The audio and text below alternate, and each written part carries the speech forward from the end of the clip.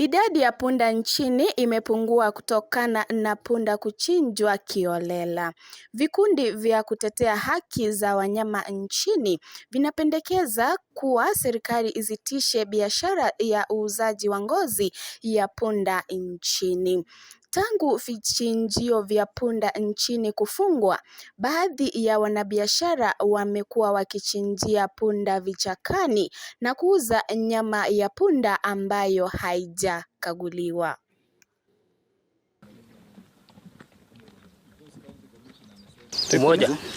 Kuna watu walikuwa na punda na saa hii hawana punda sababu imeibiwa.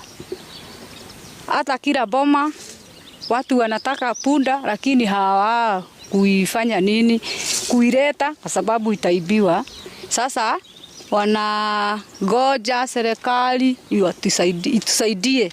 Mnakumbuka kwamba 2016 mpaka 2020 vichinjio vya punda vilikuwa vinaendeshwa na vikachinja punda wengi sana kuendelea kuwamaliza.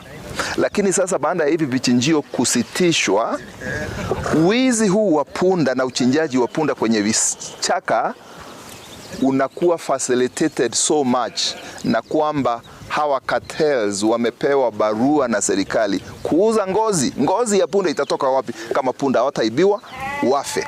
The weak laws are the weak link here because as I said, we are on top of this. We have put up measures to make sure that this vice is eradicated. However, sometimes it's so discouraging that we have done the arrest, we have the culprits, and the following day they are walking